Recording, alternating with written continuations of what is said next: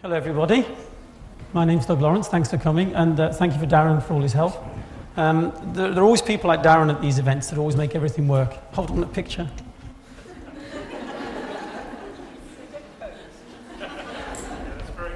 If you could send that to my mother, she'd be jolly pleased. Maybe disappointed, but who knows. So I'm going to talk about, what am I going to talk about? New areas of work, that's what I'm going to talk about. Have we got a remote mouse? Yep. It's this one. That one there? Yeah, left hand side. This is my I'm sorry, I'm not a linguist slide that I always use. I'm not a linguist. I've spent about 14 years in this industry, and I'm in it because I enjoy it. I like the people I meet, and I like the subjects that we deal with.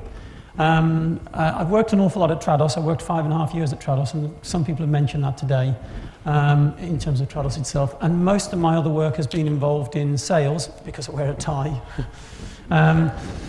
Selling software localization services mainly, so I like a lot of software localization. That comes back from my degree, which is in computer science. I'm also a qualified auditor for 9001, and I'm also an auditor, there are only really 2 of us in this country, for 10538, which other people have mentioned today, the standard for translation services. I'm also in the British Standards Technical Committee for Languages in terminology, and I'm a UK Trade and Invest Export Communications Review Consultant. So this is all because I haven't got a language degree. It would have been a lot easier perhaps to get a language degree. And I do a lot of work with the Association of Translation Companies. I run 2 websites. AmicusTranslate.com is a software company that I founded. We do about 5,000 titles of software. I'm getting a bit of feedback. Yes, feedback. Oh, that's really there, is it? There'll be less and less feedback as I go further and further away. You might want me to shortly. Okay, so, and selling translations is a course I do for translation companies on helping them to sell. We're also now doing it for freelance translators as well. So, the other thing I should tell you is I've got 60 slides and I've got something like 35 minutes. So, I've brought my Swiss colleague along because the Swiss are always very punctual, and she will tell me if I'm overrunning. I've got about 30 seconds per slide, I make it. Okay, so my aim is to help you secure new work and future fee-paying work. I'm assuming that you're interested in being paid for your work rather than just doing it for fun. Maybe a bit of both. Objectives, the way I want to hope to achieve that is to at least identify some of the future trends out there, which I've asked people about. I also posted a survey, which I'm going to give you the link to because you can contribute to that as well. I'll give you the results of that survey, and then I'll give you some of my own opinions as well. Am I too far? Yeah, okay. Before I start, a little quiz.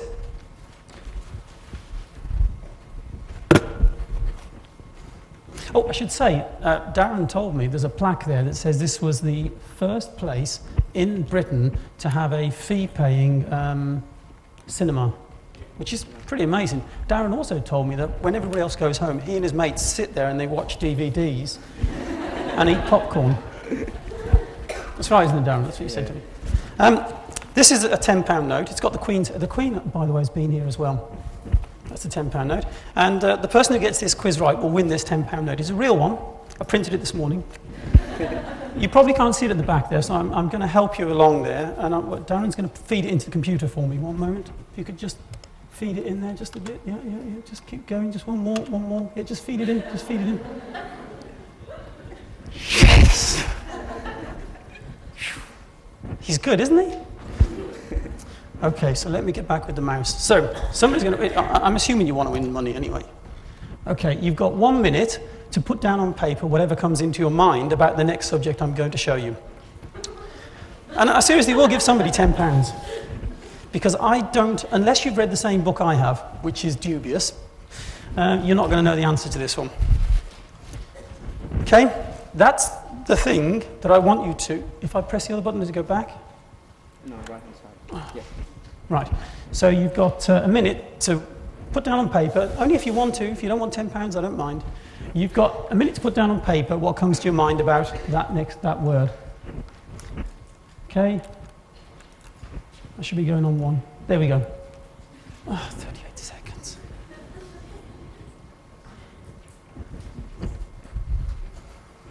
The first time I did this, I didn't get it either. And I bought the book. I might give you a bit more than the 24 seconds.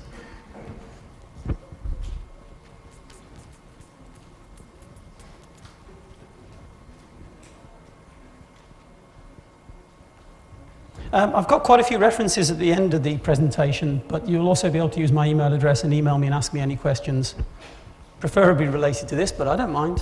I like having friends, new or old. Okay, so I'm going to move on.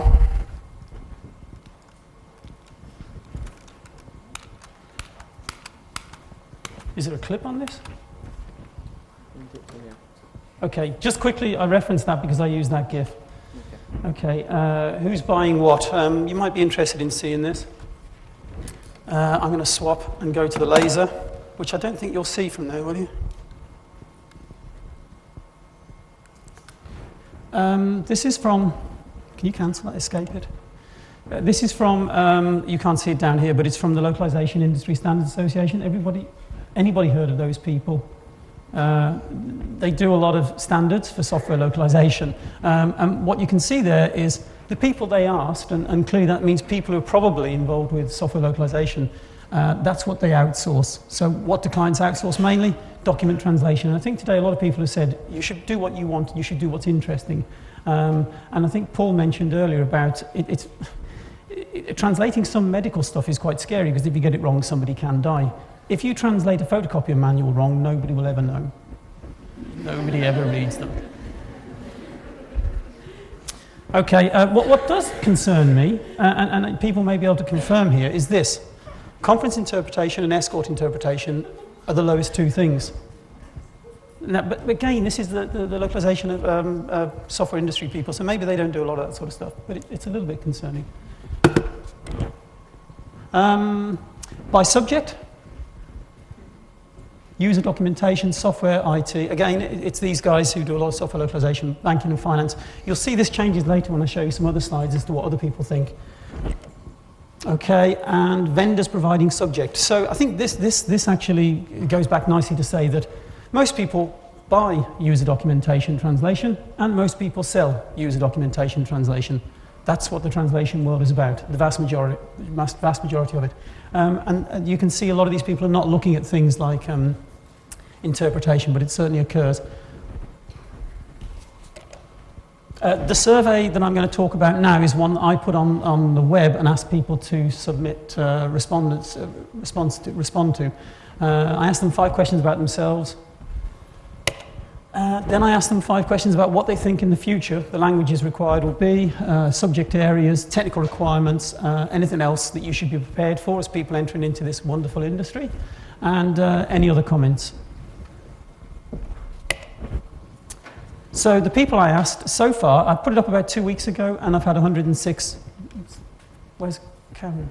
Because that was quite amazing, 1,200. Was that a prose one? Yeah, I thought so. What is not good about this is there's 54 translation companies, which is far too many, really, and there's not enough translation buyers as such. Okay, so the position, not disclosed, 41 people, and the vast majority were, say, senior people. Not a lot of vendor managers. I'd like to get more of those. Everybody aware of a vendor manager is somebody that manages vendors, which tends to be freelance translators or single language vendors or regional language vendors. Okay, so how are we doing for time, Marina? It's 10 past 3 or 3? Great. Okay, which languages, source and target do you... I do have 3 things to say, I think. One is, first of all, apologies to the ITI, because when I sent out the invitation, I put the Institute of Translators and Interpreters, which of course it isn't. It's translating and interpretation, but I do promise I'll never make that mistake again. Interpreting, what did I say? Institute of Translation, Interpreting. Have I got it right now? I don't know myself sometimes.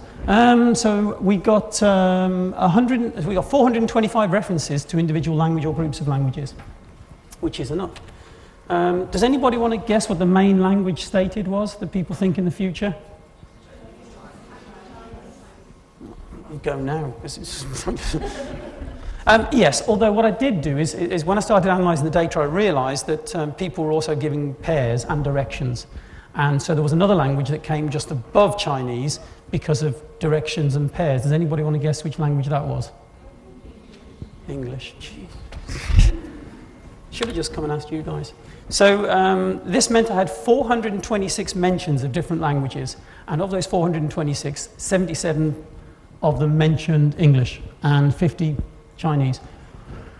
What I don't know, realistically speaking, is whether this is based on people's business predictions or whether it's just based on what we hear in the press and on what we think of things. But that's what people think is happening. So English is still being used as a pivot language. And I know some people are against that, certainly interpreting. We talk about that later. But it's certainly still a very important language, fortunately for native English speakers like myself. One thing I would say as well, which skews it a bit, is these groupings of languages like Central and Eastern Europe, which again I think are people's opinions when they say, oh, well, you know, there's a lot of languages required from Central and Eastern Europe and the accession countries and the new countries and so on. Well, that's not very fair, really. We could split them out a bit. And Arabic, of course, is a group of languages as well, and Asian. But that's where the results came. There were, I think, something like 128 different mentions, but they don't fit on a PowerPoint slide very easily. So I guess nobody's surprised about that, are they, particularly? Anna, would you be surprised about that? And is that what happens at Atlas? Are you getting more Chinese work? There you go. And more Russian work? Yeah. Hmm.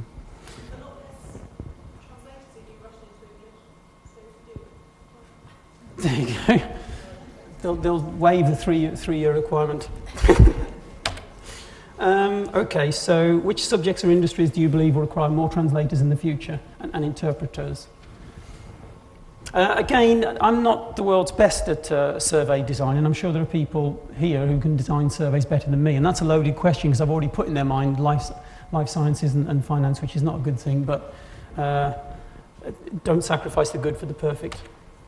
Okay, so the top 20 industries or subject areas mentioned, there were 54 different ones mentioned, and there were 265 votes, if you like. Now, this might be me, finance, banking and insurance. Does anybody work in finance, banking and insurance? Might be an opportunity in the future. I say it might be me because it might be unfair to put finance, banking and insurance together when you split out things like life sciences, medicine and pharmaceuticals. Because if you start putting together pharmaceuticals, medicine and life sciences, they will be much bigger, I would think.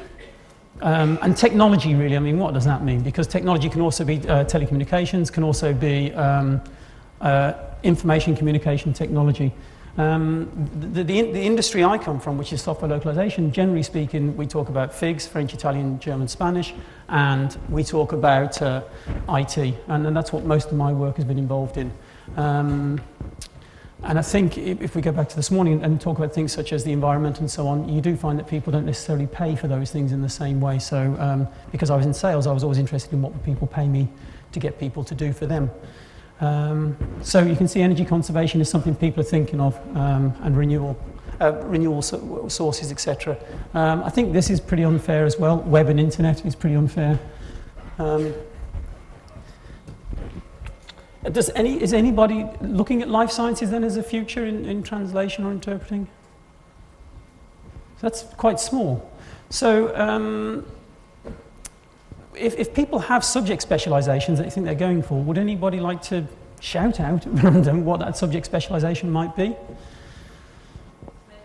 Medicine, that would be superb, and I'd be too afraid to do it. I remember once I was in front of a client and they said to me, would you like to do this medical translation? I thought, not really. Or would you like to find somebody to do it? And they wanted back translation. And does anybody, back translation, any opinion on that? Does everybody know what back translation is? Sorry? Yes, the clients asked for back translation, and I said, well, if you want to give me your money, I'll give you back translation. But you're linguists and I'm not, but I don't know if I really believe in back translation as such. Does anybody want to help me? Any of the linguists at the front? Is back translation a good idea? Sorry?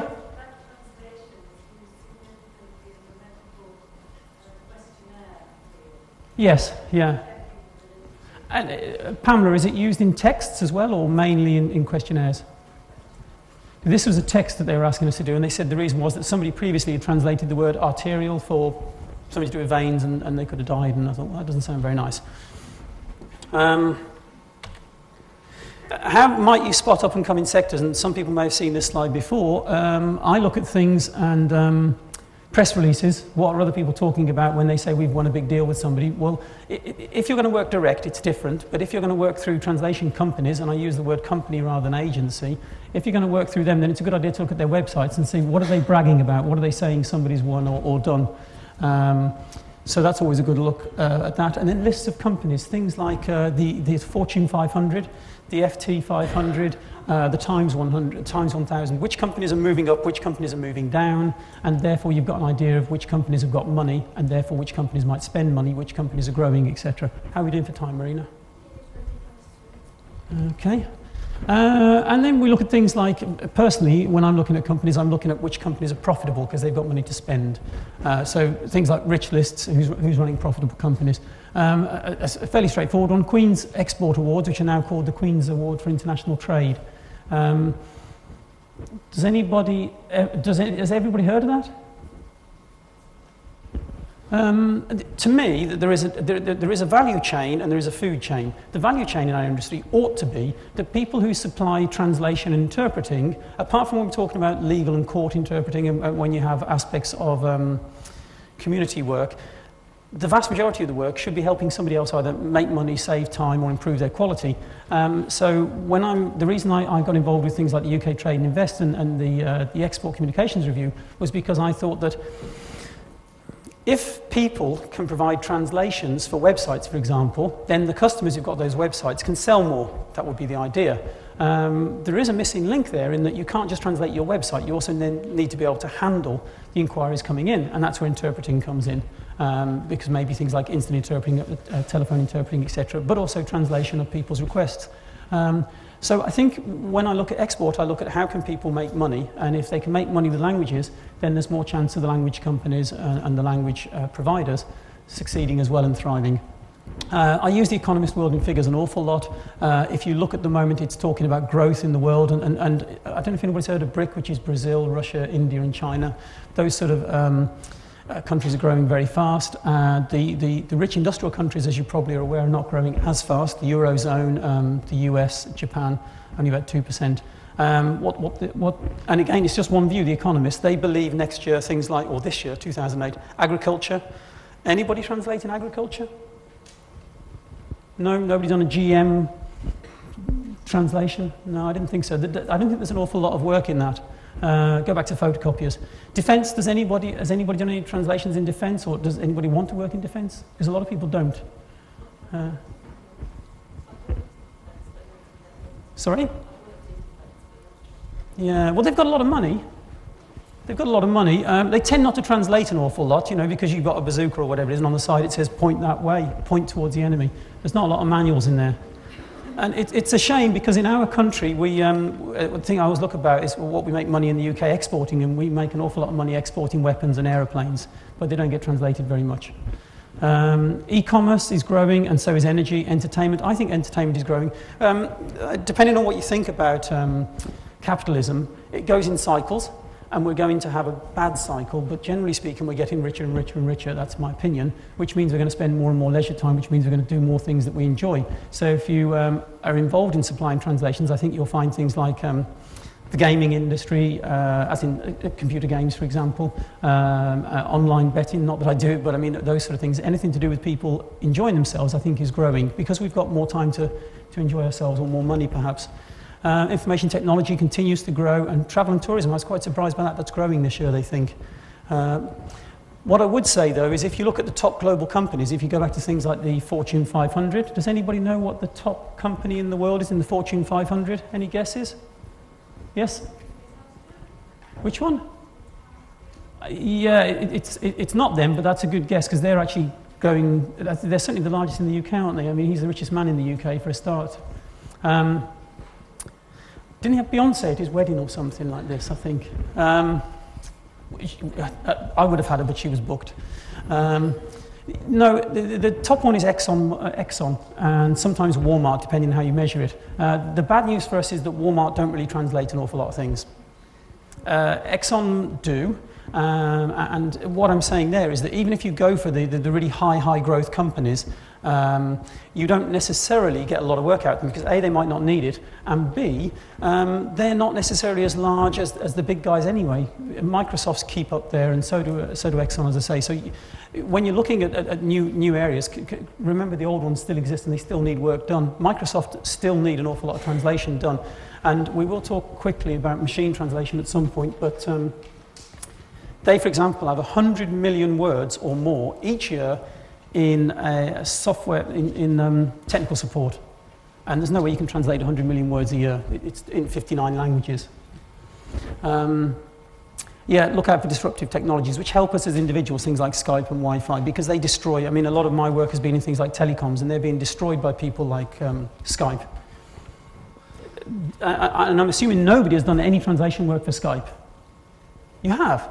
Do you actually... It was the Skype for voiceover for the menus. Wow. And it comes from the States. That's superb. Well done. But that was the only thing I Yeah. don't hardly talk about it. No, and what I'd say is that previously when I worked for telecom work, we worked with one company, and the amount of translation they needed in 2 years was 1.32 million sterling, so, you know, $2.5 million. And they're a telecoms company. They're being ripped to shreds by people like Skype. So disruptive technologies really make a difference to us. World trade, as you see, is growing continuously. It may not grow as fast as it did, but that's a good thing. I don't know, are we all globalization people? I think we all think that global trade is a good thing, do we? I mean, nobody wants to see other countries traded unfairly, but I think as translators and interpreters, global trade should be a good thing for us, I would imagine. These are my opinions of up-and-coming sectors as opposed to what the respondents in the survey said. Collaboration is a huge, in the IT side. By collaboration, I mean people working together, whether that's in ways of just online servers working together or online meetings or online sharing of documents. Anybody use Gmail? Does anybody use Google Office? The Google Office tools now, you can actually use them as a business, and they will freely host Gmail and the Google Office documents for you. So you don't need a server anymore, you don't need an email server, you can do it all with Gmail for free. That's again a disruptive technology, but it means people are collaborating, and they can, you know, with Word, you can work on a document, you can do all your track changes, etc. With the Google Word client, you can work online, and somebody else can work online at the same document exactly the same time and update it. That's free, you don't pay for it. So collaboration is a huge field. Mobility, a lot of things are moving, whether it's technologies or as in mobile phones, but also computers and so on. They're going towards what they call edge networks and so on, where people are moving towards, and more matrix networks. So anything to do with making people mobile. Does anybody have what they call a crackberry or a blackberry here? Anybody have blackberries? There's one. Is it on? It is, you see? That's what they call it, a crackberry. So anything like that is really good. The disadvantage of that, of course, is, I don't know if you've looked at your BlackBerry, but there isn't much of a user interface, so there's not much to translate, which is a shame for us anyway. Compliance, I think, is a huge issue because companies need to make sure that they toe the line, that they do what they're supposed to do. Now, there will be more translation involved in that than, say, mobility, because with compliance, you need to make sure people understand those things. They need to be translated and interpreted by a professional. The classic example is one of the German Deutsche Banks once, the president stood up and said something about an acquisition rather than a merger, and apparently the interpreter got the wrong term and the share price dropped. Okay, web, anything to do with web, whether it's online or whether it's internal to a company, so web development. Life sciences, I think, are going to be big. Space, not really, but, you know, it's nice to put in there. Leisure, healthcare, entertainment, convergence of technologies. I'm sure a lot of people here might already have something like Sky or Virgin, where you've got your telephone and you've got your TV and so on. All those things are coming, and people need manuals for those somewhere along the line. Information, that's what Google do, isn't it? Information. Information is the biggest thing we have now, I think. And single sourcing, any form of making documents work across different formats. Physical security, we all know it's very important, what with terrorism or whatever else you want to call it, but people will pay for things to be built and created. There's a company I deal with, and interestingly, talking about machine translation, they build airport scanning devices. Huge market, and a growing market. How are we doing for time? 25 minutes. 25 to? 25 past. Does that mean I've got 20 minutes left? Okay, so, talking about standards, everybody talks about 9001, a quality standard. There's also things like 27001, which is data security. I think that will be big in our industry.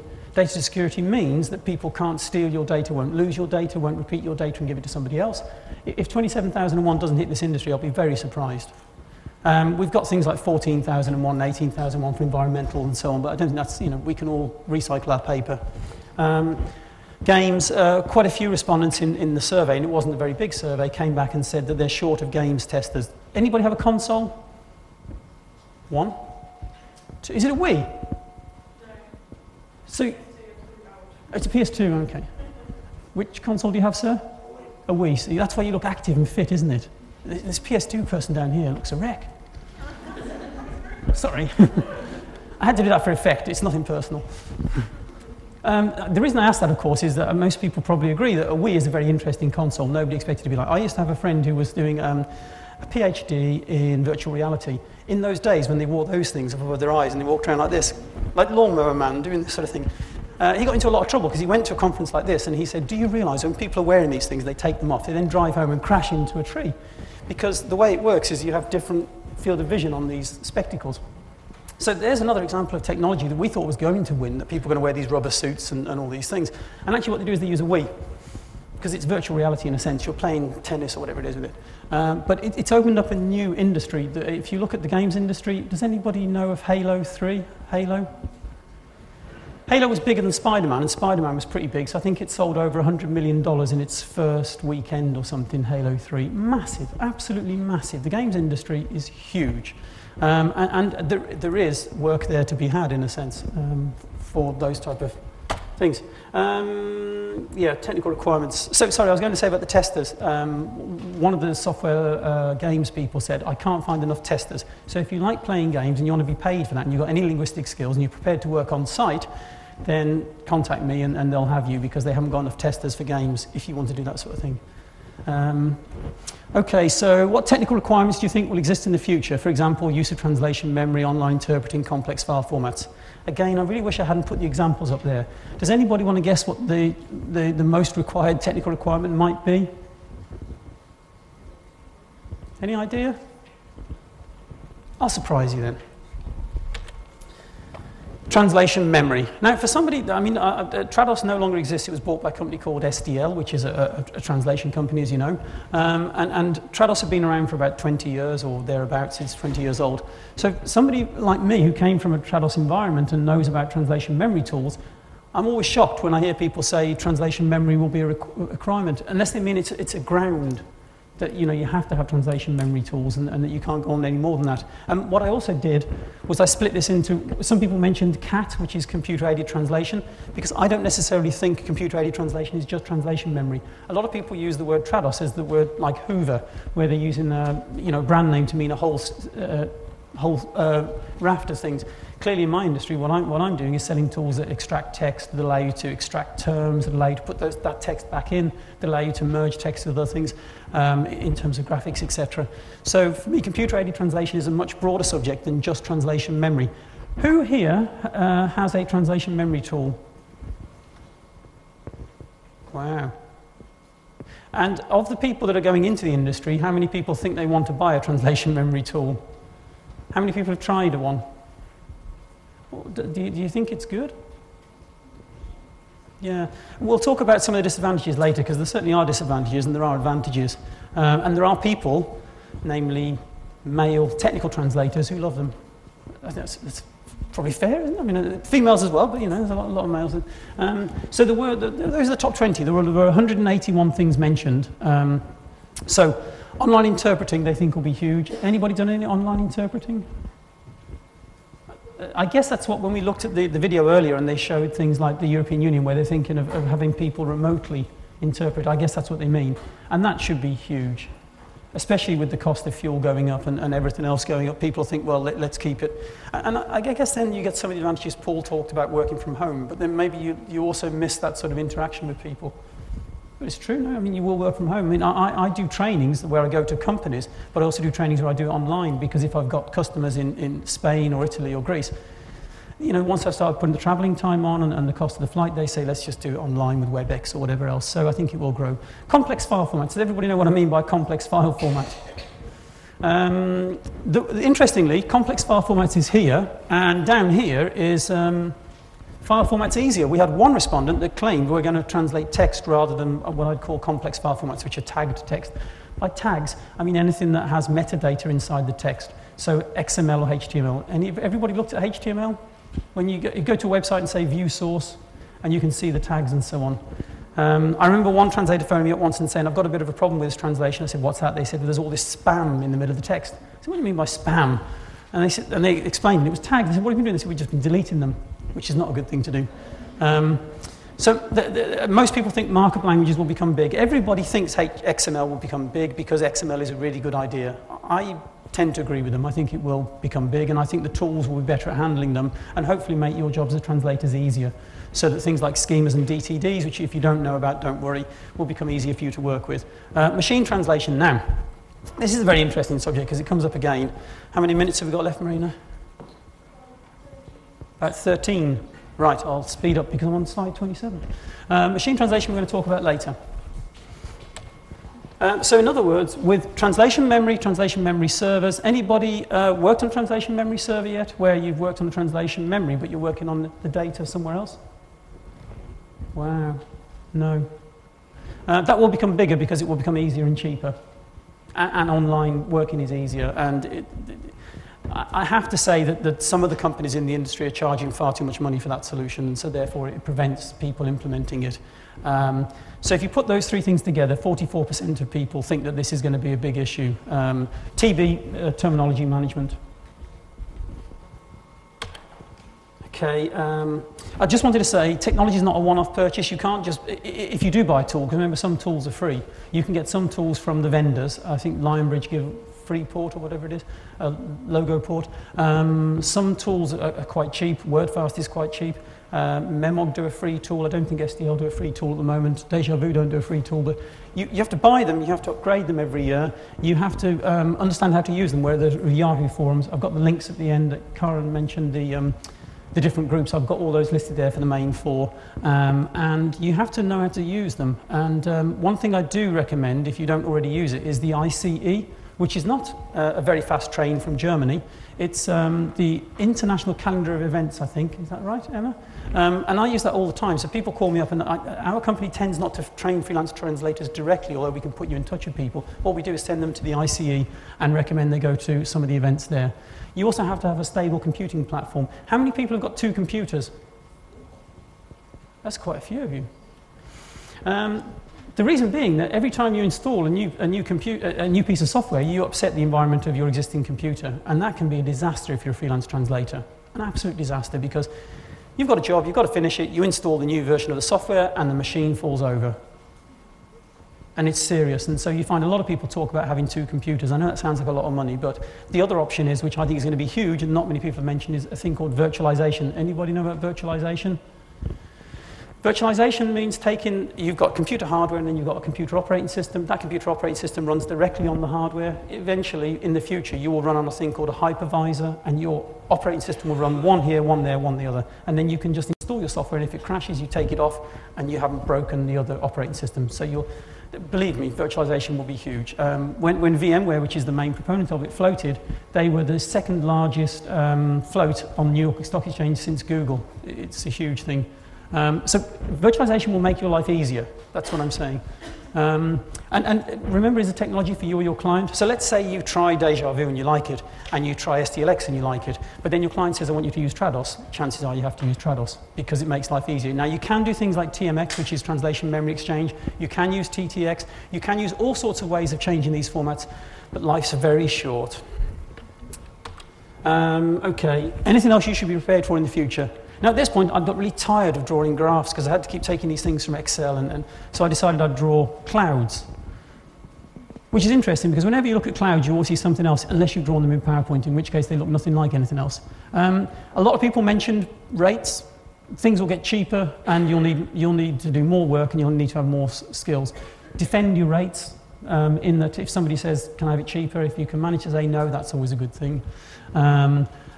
Exchange rates affect people, they're affecting people now. Can you get paid for your time rather than your words? I know Paul talked about that a lot this morning and it is an interesting point because everybody measures things in words and I do admit to a certain degree Trados people might be guilty of, I don't know if anybody's ever seen the Trados analysis and therefore people just said, can you do these many thousand words at this rate and this granularity and this many repetitions and so on. And it is a shame because it takes what should be a qualitative thing, translation, into a quantitative thing. And I do know an awful lot of translators get very upset about that. Shrinking compensation per unit, shrinking per unit compensation, and that's bound to happen. And I'm going to show you something. Two things should scare you today, and the one I will show you later will scare you. The first one I'll tell you now is Google. Has anybody ever used the Google language tools, the machine translation? When was the last time you used it? Anybody used it in the last month? Did you notice anything about it, Paul? Yeah, did you notice the little improve this translation? Scares bejeebers out of me, that. I don't know if anybody studied machine translation, but there are things like example-based machine translation and rule-based and statistical machine translation. Google are the world's largest container of information. I think everybody would agree with that because they don't just search the websites, they copy all these flipping things and put them in their Lego-built computers somewhere in California, which is terrifying. What these guys are doing then is go to Google, go to language tools, type in a translation, click translate, it comes up with a machine translation, it has another button by the side that says something like improve this translation. So if you all went there and typed in Flying Scotsman and then all typed in the correct translation for Flying Scotsman, that would mean the next time Google tries to translate Flying Scotsman, it will go, hold on a minute, thousands of people have told me it's translated this way. That is really scary. Because Google are evil, as everybody knows. So technology, you won't be surprised to hear, translation memory. Hello, Richard. Translation memory, computer-aided translation, which some people are trying to call TENT, translation environment. If you don't already subscribe to Yost's newsletter called Toolkit, and you're interested in those sort of things, just do it. Toolkit.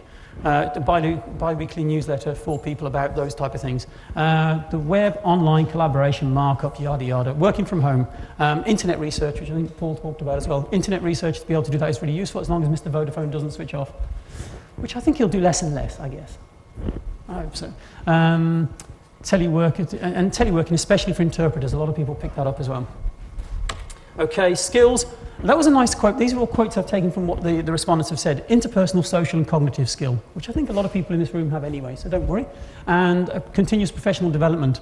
Less English pivot interpreting, which would be interesting. I guess that's as more and more interpreters come into the market, there'll be less need to go via English.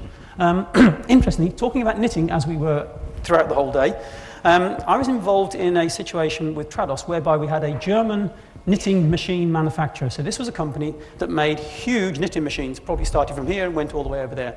And these machines needed to be sold to the rest of the world, so they needed an operating manual. This operating manual was long and big and many words. And they couldn't figure out why it was costing them so much to translate it. Well, it was costing them so much to translate it because it was big. Well, they didn't want to reduce the manual. So what they did was instead of translating from German into all the languages, they went German into English. Now, you're not going to believe what I'm going to say next. They saved $500,000 a year. I don't believe that myself, so I don't see why you should believe it, but that's what happened. They used Trados as well, but using English as a pivot for them was very useful. Services, they want flexibility, they want glossary development, things like term extraction, post-editing, which is not always machine translation, but can be machine translation, and things like post-editing non-native language and so on, which people talked about earlier. Quality, very important. Things like mother tongue, non-professionals, only one person mentioned 15038, checking work and subject specialization. Machine translation is happening. Like all of you there, I always think, why do they bother? Because by the time you've pre-edited your work and made sure it's ready for machine translation, then you've used professional dictionaries, and then you've used corporate dictionaries, and then you've used a human to post-edit it. you may as well have just got a human to translate in the first place. The challenge is whether the data is current and will only last a few seconds, so like on some websites it doesn't last very long, whether there's so much data it's so difficult to get somebody to do it.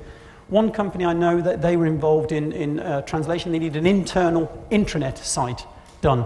It doesn't sound very big. It was £360,000 to translate that website, and it would take 6 months. That's an intranet. So then what on earth are they going to do about maintaining that intranet when they want to tell somebody that this is happening? Well, in the end, what they did was they used a mixture of machine translation and human translation. It cost £60,000 and took 1 month to translate. And of course, because it was an intranet, the quality was okay.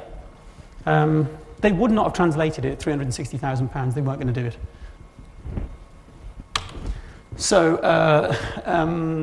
somebody from Imperial College actually said you should expect the unexpected, which I thought was quite a good answer. Expect change, global competition, shrinking market, job insecurity. I'm not really sure about being a shrinking market and job. I think it feels that way sometimes. I don't really think it is. And shorter delivery times, certainly, yeah. Lesser quality. They don't really mean lesser quality. I think what people mean is, I don't know if anybody will accept this word, fit for purpose. Okay. Thanks. Business, which I know Karen mentioned, you've got to set it up, you've got to be legal, you've got to make a name for yourself, marketing, finance. We'll talk about make your name for yourself in a minute. Some people believe we're going to move away from multilingual vendors to networked freelance translators, which is more than possible.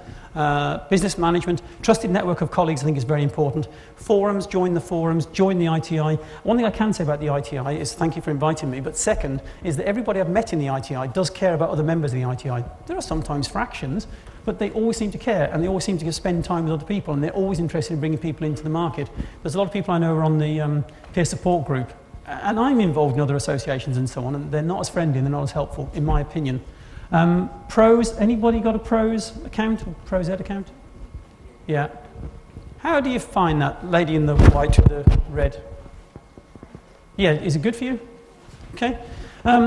Pros has got something like 170,000 members. It's huge. If you're a member of the ITI, MITI, I can tell you that carries an awful lot of weight. And certainly when I'm involved with things like UK Trade and Invest, if they recommend translators, they'll always say go to the ITI and look at the list of members and so on.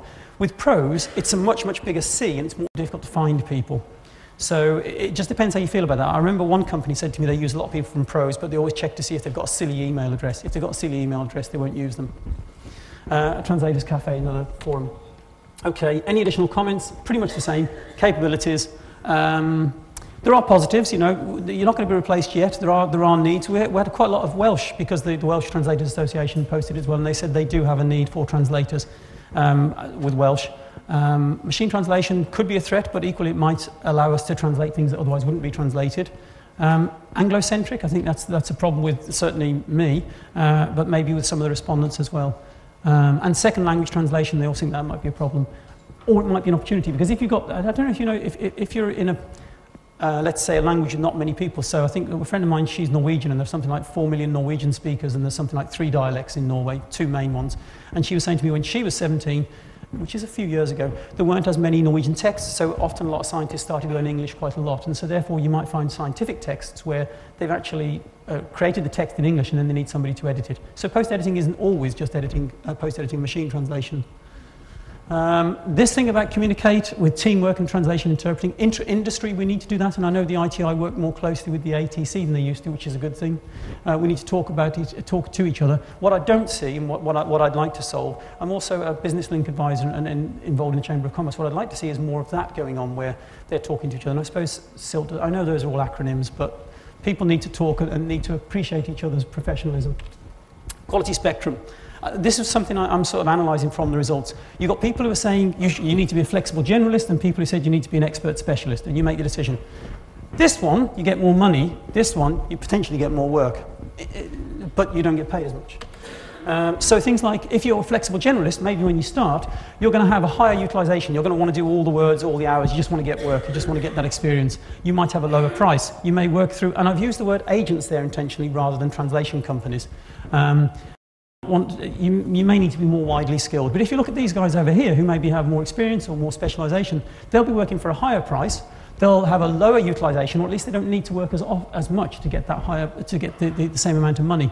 They may market themselves. Somebody mentioned Chris Durbin earlier on. I don't know if you know Chris Durbin, but she's quite famous in her industry for at least defending the value of freelance translators. And she has a scheme, I think somebody said to me once, whereby I'm looking at you, Emma, because you might be able to nod at me, but she has a scheme whereby if she doesn't have her name attached to the translation, she charges them more. Have you heard that one? That's superb, isn't it? And I remember talking to her about this, and she said to me, what she'd really like is if somebody called her up and said, Chris, I'd really love you to work on this translation. She'd say, yeah, I'll talk about the technical aspects, but as for money, can I put you in touch with my agent? It wouldn't happen. So these people tend to be more deeply skilled. They may have things like MITI membership, member of the ITI. They'll have qualifications. They'll be mother tongue, certainly, and they'll certainly be involved in things like continuous professional development. They choose work rather than accepting work. I don't know if that's an important distinction to you, but it is to me. And that would be a nice thing, wouldn't it, if you could choose the work. No, I don't want to work for you. Put the phone down. I want to work for him or her, or I want to do that sort of work. And that's really nice. These people might be on the unit work. How many words can they do? These people might be on the value work. What I would say to you, though, is I've found other translators who get very good at this sometimes end up almost not being translators. They end up being like copy editors in target languages, etc. So they're moving away. Michael Bennis is quite famous for this sort of thing, isn't he, where he's a copywriter in Italian rather than being a translator, and the rates he can earn, well, it's not really translation, is it, as such? So, but it's a very interesting thing, and I think that's where it's nice to go, and there's nothing wrong with this either, you know, we've all got to work. Okay, good advice. Somebody said, an operations manager said, the first few years could be difficult, you might have to work long hours, you might need to be competitive. Once you've got a portfolio of clients, you can start choosing. Okay. Understanding the source language, but this is written by a guy called Nick Rosenthal, who is a mentor on the peer support group, which I'd recommend anybody that's involved in the ITI to join the peer support group. These are people that help you a lot and starting up and going with your business. What he's mentioned there is make sure you've got the ability to write clearly in your in your source language. Target language, sorry. I'm just going to talk about pricing very quickly. The ITI already published this, and I believe this year they're going to try, Joanna mentioned to me that they're going to try and produce one. Will it happen this year, do you think? Okay. I know how difficult surveys are. So go to the ITI and you can find out about surveys on the pricing. There are relative pricing pressures. Things keep coming down in price. If you look at Microsoft, for example, who I mentioned earlier, they now have a button rather than an actual start button. There's no words on there. People minimize devices, they minimize documentation. Okay. It's easier for people to sell to people who already use things, so that therefore they don't find new clients. We shouldn't poach clients for people. I just want to talk about this, which is called boiling the frogs. Anybody ever heard that expression?